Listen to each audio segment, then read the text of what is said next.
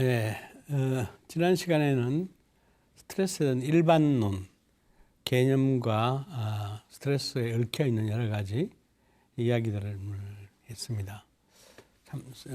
오늘은 스트레스를 어떻게 이제 잘 다뤄갈 수가 있는가, 다루어 갈 수 있는가, 이런 얘기로 할 것 같습니다.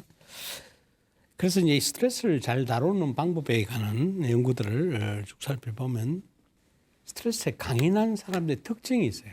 스트레스에 잘 이겨내고 하는 성격적 특징이 있습니다. 그게 이제 수잔 코바사라고 하는 여자 심리학자가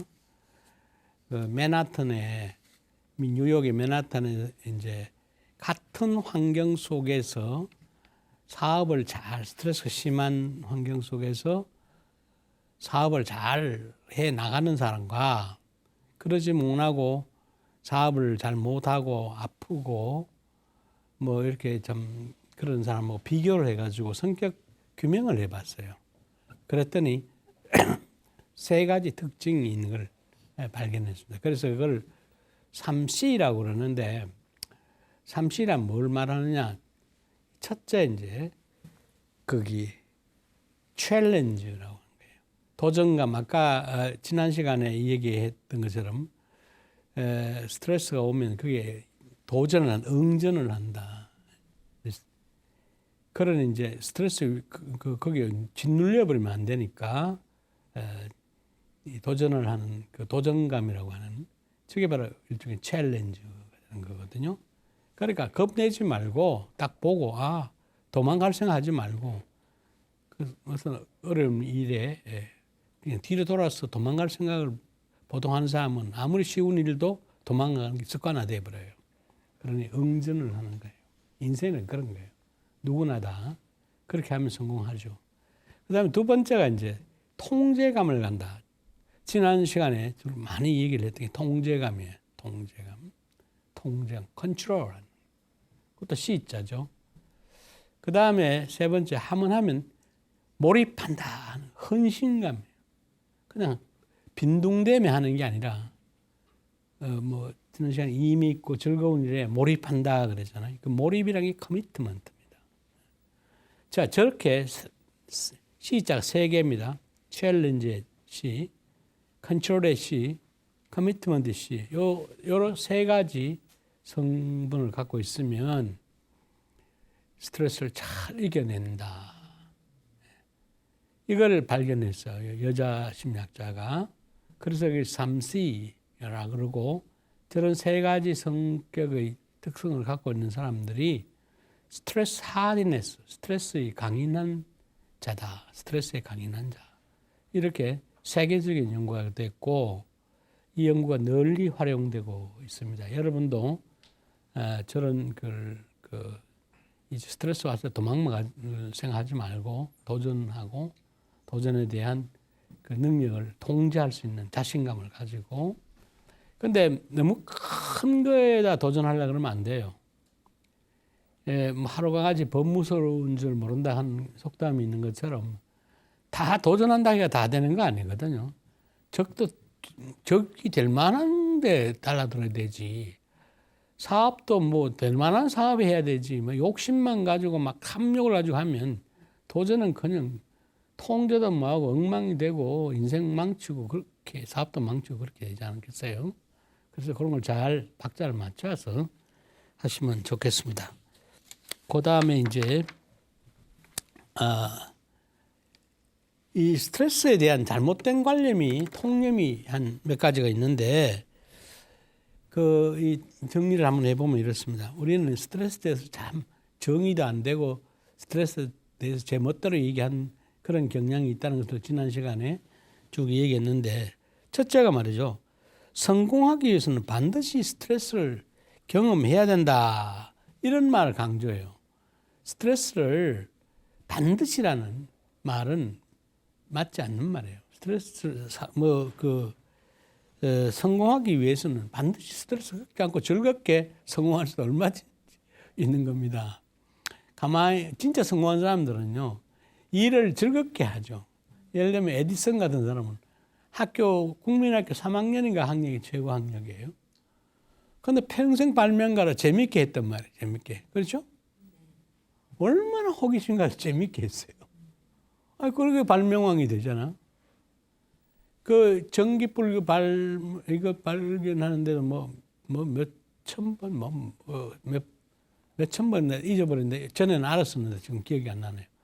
몇천 번 했는데 실패한 게 아니라 그래요. 또 그게 도전했다.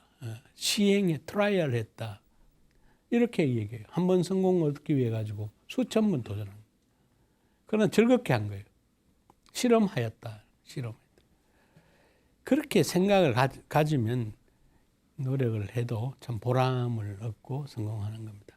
몇 번 해가 안 되면 포기해버리고, 그러면 짜증나고, 그 다음에 본전 생각도 나고, 막 이렇게 되면 그건 성공도 못하고 괴로워지는데, 스트레스를 받지 않고 즐겁게, 우리 공부하는 거 그렇지 않습니까? 박사 하려고 하는 사람, 그거 정말 공부가 해야 박사가 제대로 되는 박사지. 그리고 또 뭐 학문적으로도 큰 그 영향력도 좀 내고 좋은 교수나 학자가 될 수가 있지. 그 타이틀 따려고, 박사 학위 따려고 그냥 죽기 살기로 막 해당하면 그건 큰 보람이 없잖아요. 모든 일이 그래요. 사업도 그렇고 즐거운 마음으로 여유만만하게 하고 싶은 일을 했을 때는 그게 스트레스가 아니라 성공한다. 두 번째,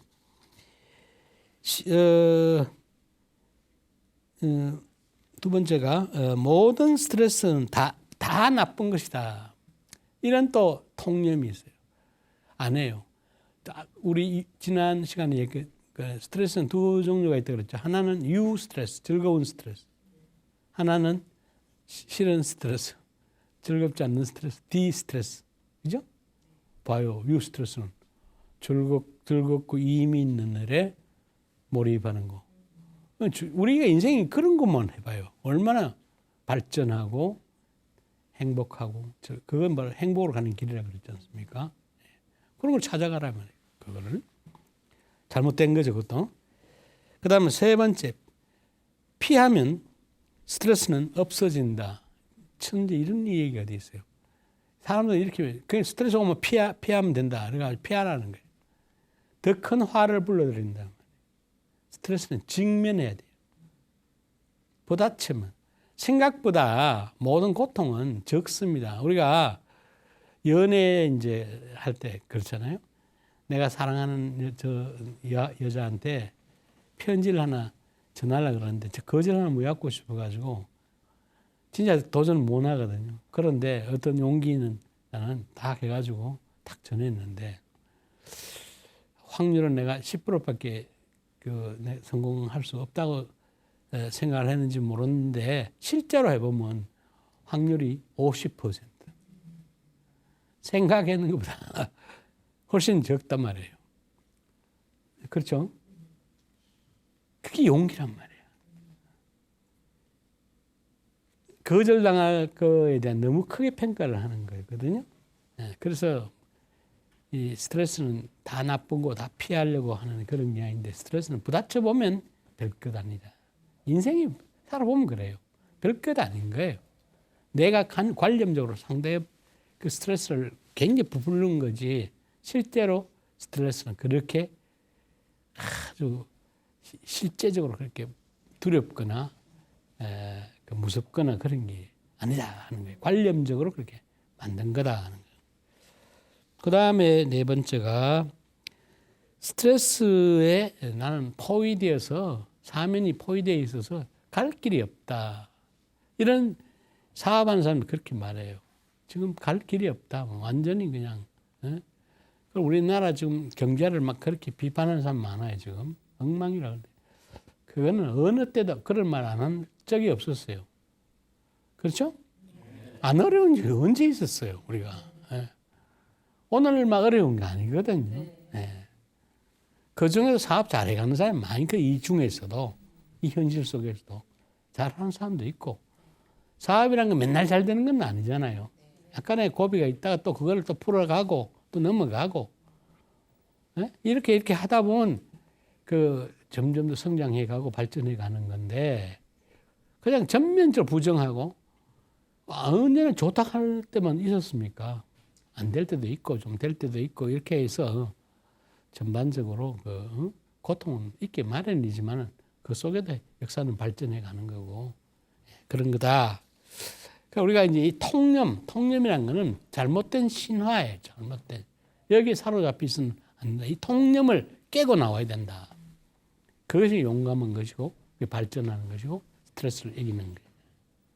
우리는 통념에 바로 길들여 있는 게 스트레스뿐만 아니라 여러 가지 잘못된 통념, 잘못된 관념, 이게 우리를 짓누르고 있는 겁니다. 그리고 우리 발전을 막고 있는 거고, 우리가 혁신을 해야 돼요. 하루하루 나아져야 되는데, 통념에 있으면 자꾸 퇴행하는 거예요, 퇴행하는 삶은 발전이 없습니다. 부딪히면 별거 아니다. 그런 삶의 젖을 스트레스에서 우리가 할 때 스트레스는 엄청나게 줄어든다. 생각했던 것보다 별거 아니다. 그런 자신감을 갖게 됩니다. 그 다음에 이제 스트레스를 어떻게 다루느냐. 생리적으로 다루는, 우리가 이제 명상 시간이기 때문에 명상으로 다루는 방법. 이게 제일 많은 거예요. 특히 생리적 반응이 스트레스를 받으면 혈압이 올라가고 맥박이 뛰고 생리적으로 여러 가지 그 불안정 상태를 잘 보이지 못하거든요. 자, 그렇게 그냥 방치해두면 그게 우리 앞서서 공부했던 여러 가지 스트레스 관련 질병들에 걸리게 된다. 그걸 이제 심신의학으로도 설명했고, 심리신경 면역학으로도 설명했고, 그랬죠? 그래, 만병이 거의 뭐 8, 90%가 그런 스트레스 때문에 이다 말이에요. 그렇죠? 네. 그러면 이제 스트레스 어떻게 다룰까? 제일 공통적인 거는 이제 생리적으로 다루는 거는 호흡이에요. 호흡. 모든 명상의 공통의 호흡입니다. 호흡 명상이에요. 호흡. 그래, 어느 명상할 것 없이 호흡 다 하잖아요. 호흡. 그 호흡에 또 공통점이 뭡니까? 심호흡이에요. 심호흡. 아랫배로 하는 호흡을 단전호흡이라 그러기도 하고, 횡격막 호흡이라 그러기도 하고, 뭐 여러 가지 말로 쓰는데, 서양 사람들은 그걸 횡격막 호흡이라고 보통 표현해요.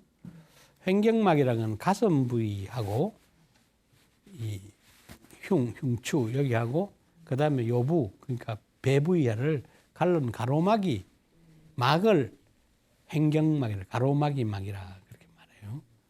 이게 숨을 깊이 들어 마시면 폐가 부풀을 거 아닙니까? 폐가 산소가 들어가면 폐가 부풀면서 이 가로막이 밑으로 내려가요. 쭉. 그러면 이게 아랫배가 쑥 앞으로 나오게 되죠. 앞으로 나오게 돼요. 반대로 토하면 이제 이게 아랫배가 쑥 들어가면서 여기 가로막이 근육이 위로 올라가게 되면 허파에 들어있는 공기를 짜라낸단 말이에요. 그럼 쭉 다 빠져나가죠. 또 그러면 쭉 들어 마시면 또 횡격막 밑으로 내려가고 가슴은 커지고 아랫배는 앞으로 쑥 나오게 돼요. 이 호흡입니다. 한번 해볼까요? 한 손은 가슴에 얹고 한 손은 아랫배, 배꼽 바로 밑에 이렇게. 자, 깊이 들어 마시고요. 천천히 하나, 둘, 셋, 넷, 다섯. 자, 토합니다. 하나, 둘, 셋, 넷, 다섯. 이럴 때 들어 마실 때는 아랫배가 쑥 올라가고, 토할 때는 아랫배가 쑥 내려가는지, 가슴은 가만히 있고요. 그런 거 한번 보세요. 그게 바로 아랫배 호흡이에요. 심호흡이에요. 횡격막 호흡이에요. 단전 호흡이에요. 똑같은 말이에요. 거기다가. 네? 자, 이렇게 되면 스트레스의 생리적 반응이 쑥 그냥 풀리는 겁니다. 자, 이거를 이제 요령을 한 번 더 하고 집에 가서 연습을 많이 해보는 거예요. 이게 최고이니까. 자, 들 하면 이제 들 마시고 토하면 토하는 겁니다. 들 한 5초 동안 아랫배가 올라가는 거 보고 토 아랫배가 내려가면서 숨이 도와지는 거. 토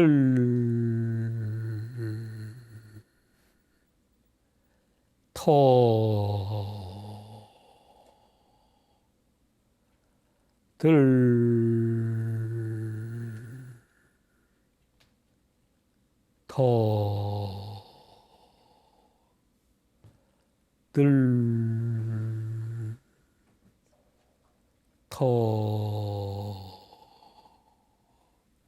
자, 요 몇 번은 잘 되는데 아직 안 드신 분이 많아요. 이것만 터득하면 이 명상의 50% 배운 겁니다. 그러니까 이제 누워가지고 또 책을 두 권을, 한 권은 아랫배에다 놓고 한 권은 가슴에 놓고 들어 마시보세요. 들어 마시면 아랫배 얹는 책은 위로 올라가고 그 다음에 가슴에 얹어놓은 건 가만히 있고 이렇게 되면 성공. 이 손을 가지고 하면 더 쉽게 이제 또 알 수가 있죠. 안 된다고 화내거나 짜증내면 점점도 안 돼요. 이게 꼭 되게 돼 있어요. 연습만 하면 누구나 다 할 수 있는 겁니다. 아주 어린 애들은 다 그렇게 숨쉬고 있어요. 예? 여러분들은 이제 그 동안에 스트레스 짓눌려 가지고 가슴 호흡으로 올라가 버리는데 이게 더 올라가 버리면 죽어요. 예. 숨이 꼴깍하는 거예요, 그게. 그러니까 오래 살려면 점점 더 호흡 밑으로 내려가야 돼요. 예? 그 다음에 이제 두 번째 부교음신계 활성이 온몸의 감각 살피기라고 저게 이제 심신 그 장애가 스트레스 관련 질병에 그 걸리는 이유가 우리 몸이 굳어 있어서 그런 거거든요. 이걸 빨리 찾아야 돼요. 굳어 있는 부분을 찾아서 풀어줘야 됩니다. 그다음 이완 반응과 심상화라고 하는 게 있는데 이것도 역시 그 명상의 답이 있다에 다 그 이완 반응은 이런 거예요. 이완 반응은 굉장히 쉬운 거예요. 이것도 쉽게 한번 따라갈까요?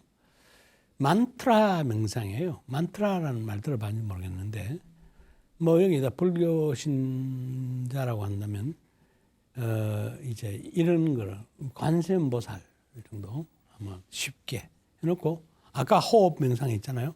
깊이 들어 마시고 보세요. 들 하고 토 하면서 마음속으로 관세음보살 하고 토하세요. 자, 해볼까요? 들 토 마음속으로 관세음보살 들 하면 그냥 들어 마시고 아랫배가 올라오도록 들어 마시고 토 마음속으로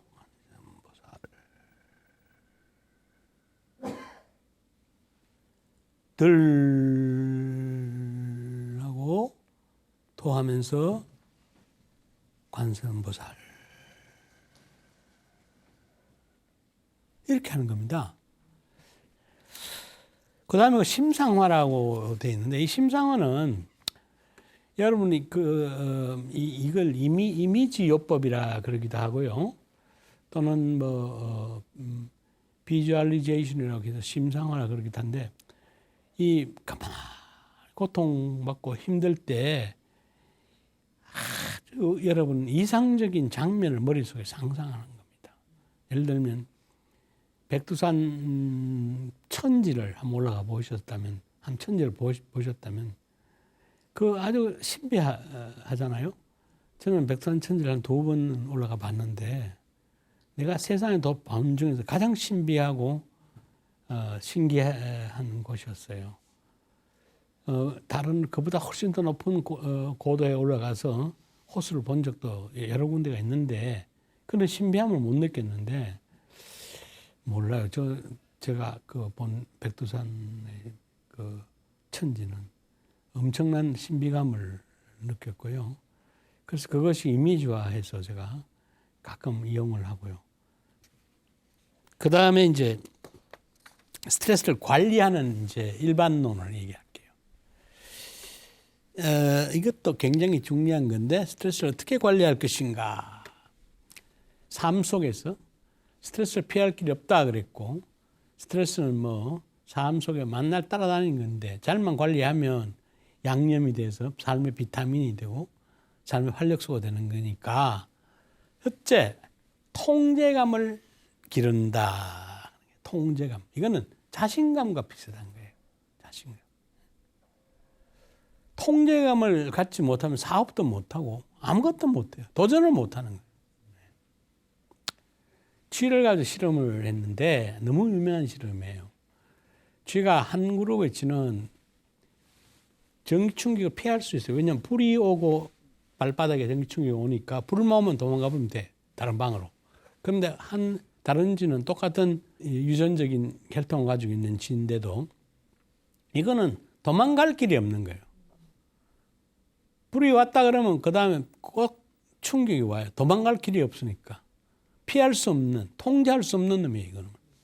자, 또 이 두 그룹에다가 똑같이 암세포를 아주 묽게 해가지고 주입을 시켜요. 그런데 통제감을 가진 집단은 똑같은 암주사를 받고도 피할 수 있는 그 통제감 집단은 37%고 피할 수 없는, 통제할 수 없는 놈들은 73%. 거의 뭐 배잖아요. 이런 게 바로 우리가 마음속에 통제할 수 있다는 거 얼마나 같은 암세포를 받고도 이겨내는 거예요. 그걸 면역세포가 활동이 왕성해지니까 그걸 소멸해버린 거예요. 이런 겁니다. 그러면서 통제감을 갖는 훈련, 통제감. 그래 욕심 부리면 안 되게 뭐 통제감 뭐합니다. 그죠? 이 어릴 때부터 할 수 있다 하는 거, 도전감, 할 수 있고, 도전을 했는 거에 성공하고, 그러면 나는 가능해. 예? 말로 나는 가능해, 나는 할 수 있어요. 암만 그래도 소용없어요. 진짜 경험으로 자신 있다. 우등상 받아본 사람은 요령도 알고, 경험도 했고, 우등상 받는 방법을 알고, 시험도 잘 치고, 그래, 대학 갈 때 다 잘해요. 인생에 가서. 통제감이. 삶의 기술이야. 그만큼 늘어있는 거예요. 그런데 똑같은 IQ를 갖고도 이게 그 경험 속에서 통제감을 얻고 실패하고 그럼 두려움이 더 커져가지고 나는 할 수 없어 하는 거예요. 스스로. 할 수 있는 그 가능성을 더욱 위축시키고 축소시켜버린단 말이에요.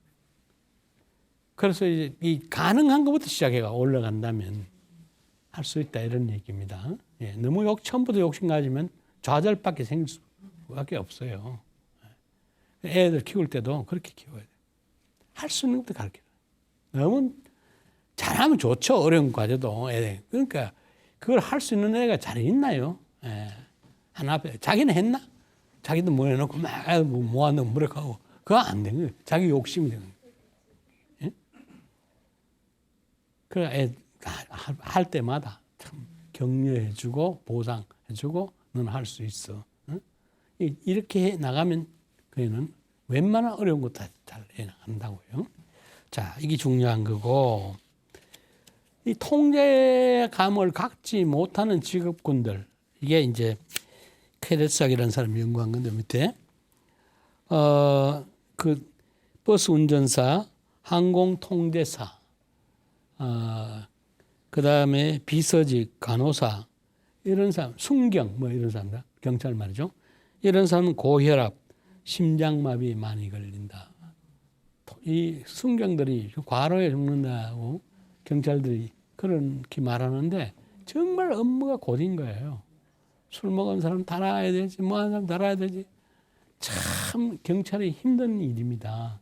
경찰 격려하고 그래야 돼 국민들이. 경찰 막 뭐라고 뭐 술 먹고 가서 막 경찰 패기도 하고 막 이런 거 우리 그 드라마도 나왔었어요. 얼마 전에 무궁화꽃이 핍니다 등 보셨죠?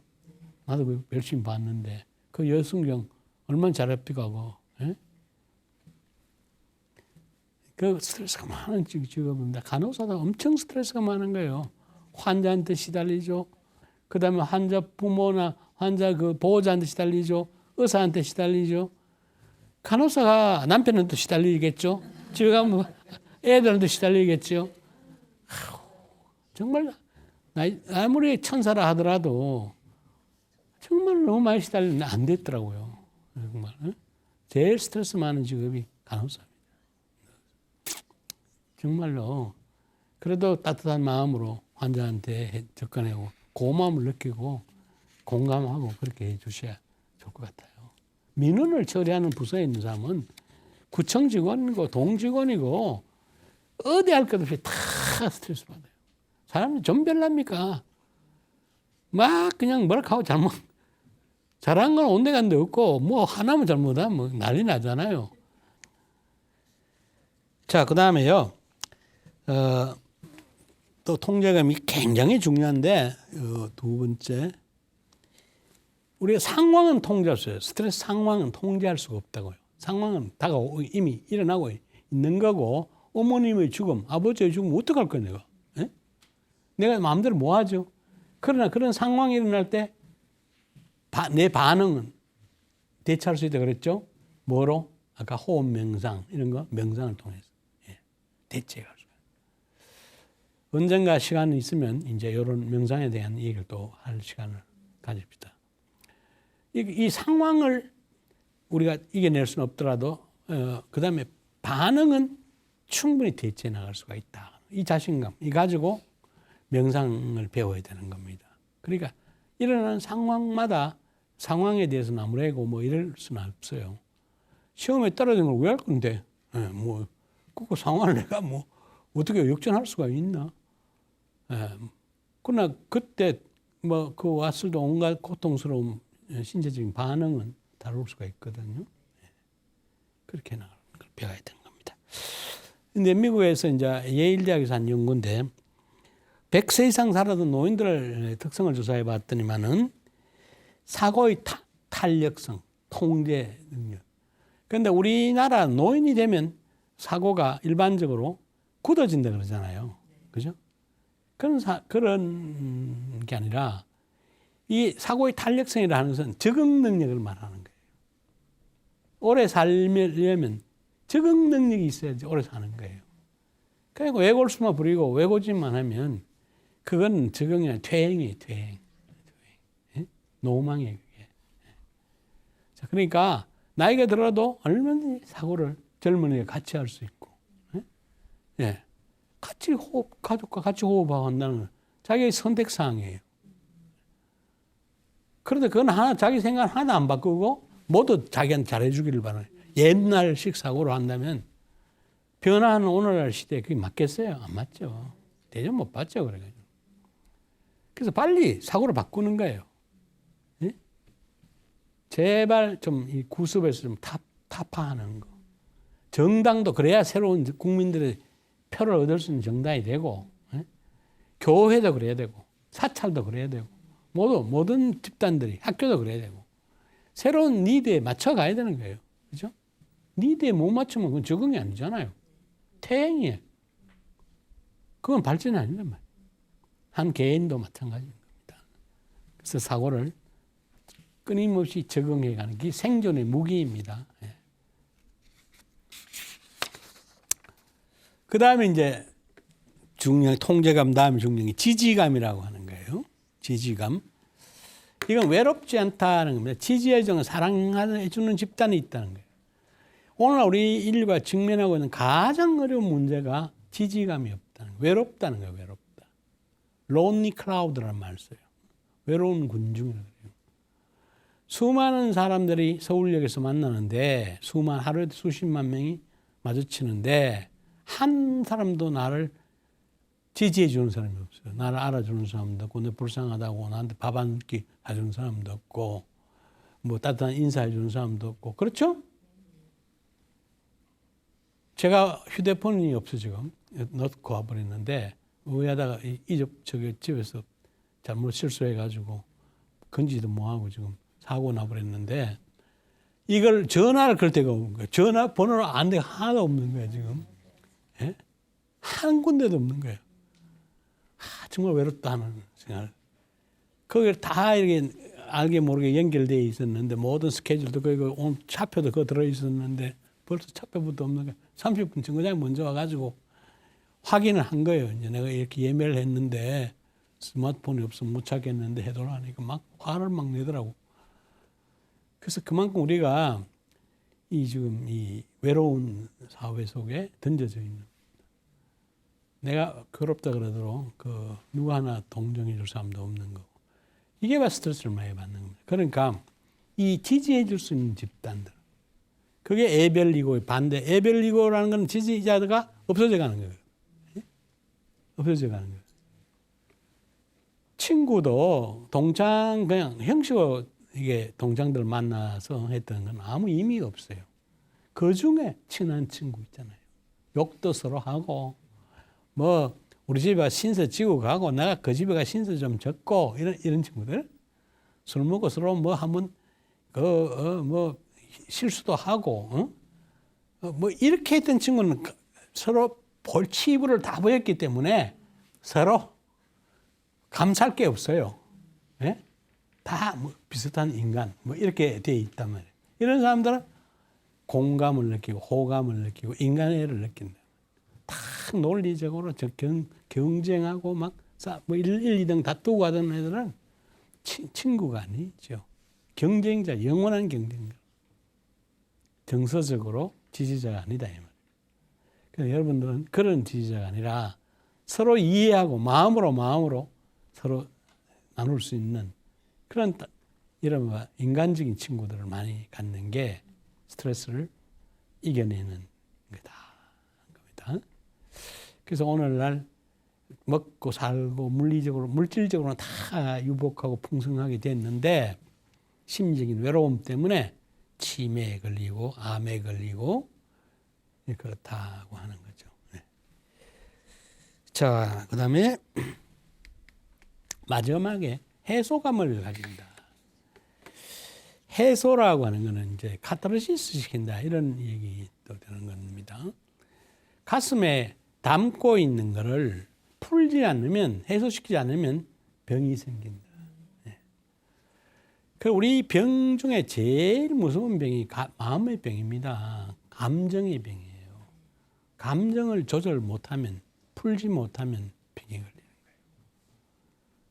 거예요. 응어리라 그러죠. 응어리. 그게 감정이 못 풀려가지고 맺혀 있는 게 이걸 응어리라 그래요. 응어리. 이걸 응어리를 푸는 게 정신치료예요. 네. 감정의 응어리를 푸는 게 정신치료예요. 감정의 응어리는요, 가까운 사람일수록 더 많아요. 네. 가까운. 그러니까 부모가 어떤 가장 가까운데 어떻게 보면 가장 정서적으로 엉어리지기도 쉬운 거예요. 예. 그런 우리말에 그런 거 있죠. 불각은 불가원이라. 그죠? 너무 가까이 다지 말고 너무 멀리 다지 마라. 그게 중도입니다. 중도. 중용이라고. 그래 친구도 그래. 너무 가까웠던 게 원수가 돼버려. 서로 의존이 너무 심해가지고 그게 의존을 채워줄 때는 좋은 관계인데 그게 배신해버려요. 그렇죠? 이렇게 감정을 우리가 묶어두면 정말 큰 병이 됩니다. 그래서 이 감정을 해소하는 방법, 감정 표현 치료, 감정 표현 치료, 감정 조절 치료. 이것이 제일 중요한 정신건강 관리이고 스트레스 관리이기도 한 거죠. 3가지 해소법이 있는 거예요. 이제 쉽게 말하면 운동을 하는 거예요. 신체 활동. 화가 날 때도 운동을 해야 땀을 삑 빼면 화가 쓱 없어져 버려요. 그렇죠? 네? 옛날에는 엄마들이 어떻게 했을까요? 화가 많았잖아요. 시어머니한테 막 당한 게 많아요. 빨래 따다미. 예? 빨래 따다미 때문에 시어머니 막 때리는 거예요. 이게. 예? 속이 풀리죠. 빨래터에 가가지고 또 막 하죠. 또 아낙네들이 그 우물가에 모여가 막 서로 막 욕하는 거 있잖아요. 시어머니 욕하고, 예? 신우 욕하고, 예? 안 보는 데서. 그게 엉어리 푸는 거예요, 엉어리. 어디가 풀어요, 그걸? 남편이 받아줍니까? 시어머니가 받아줄 건가? 정신과 의사가 그 당시에 있을 건가? 그 가슴이 얼마나 썩었겠어요. 그래서 여자가 수다 떠는 이유가 수다라도 떨어야지 가슴이 뚫히는 겁니다. 예? 수다 못 떠는 여자는 정신병이 걸릴 가능성이 높아요. 근데 여자들 수다 떠는 것과 똑같아요. 거의 같은 소리예요. 제가 등산 같은 거 이렇게 하면 따라가면 뒤에 혼자 덜렁덜렁 따라가면 여자들 앞에 며칠 하는 얘기가 이 그룹이 하는 얘기나 저 그룹이 하는 얘기가 똑같아요. 그게 바로 정신치료예요. 자기들끼리. 집단치료예요. 별로 의미 없어요. 그 의미 없는 걸 막 짓거리는 게 자기들은 굉장히 의미가 있는 거예요, 그게. 예? 그런 겁니다. 그리고 여자 만나면 얼마나 2시간, 3시간 막 얘기하잖아요. 남자는 얘기 못 해요. 2시간 있으면 싸워요, 그냥. 예? 술 채거나 아주 채버리거나 30분도 얘기 못 해요. 할 게 없어요. 그 다음에 정치적인 논쟁부터가 막, 좌파, 우파 싸우고, 막, 네 생각은 내 생각 다르다 그러고, 원수가끼리 격차하고. 여성들은 이게 수다를 떠는 그런 생태가 그렇게 된 거예요. 그 과거의 진화사 중에서 남자는 사냥하러 가는 공격자들이고 사냥꾼의 후예고 공격자들이니까 잡아야 와야 되고 싸워야 되고 예. 그리고 여자들은 집 근방에서 나물 뜯고 뭘 하면서 서로 뭐 찾고 뭐 쑥 찾고 뭐 냉이 찾고 채집하고 말이에요. 그 다음에 앉아서 막 온갖 이야기다. 그래 여자들의 언어 기능이 발달돼 있고 예.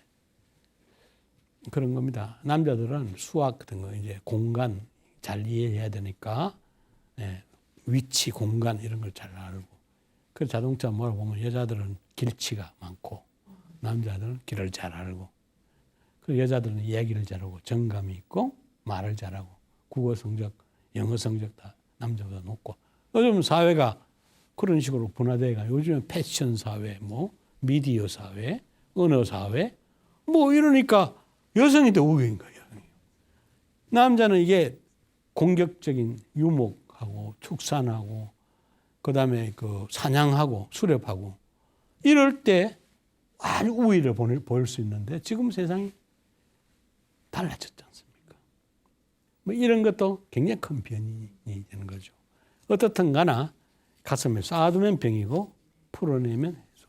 이게 해소하면 건강해진다라고 하는 거. 그래서 이제 우리 노래방 가서 노래 많이 부르고 하는 게 좋아요, 그게. 예? 노래방 가서. 그게 바로 표현이고 그거죠. 그래서 이게 음악 치료니 미술 치료는 막 그리는 거 아니에요. 그 감정 표현이고. 그런 것들 예술 표현 치료라 그래요. 그거를. 그다음 이야기 막 하는 거 이런 거. 이야기 하는 거.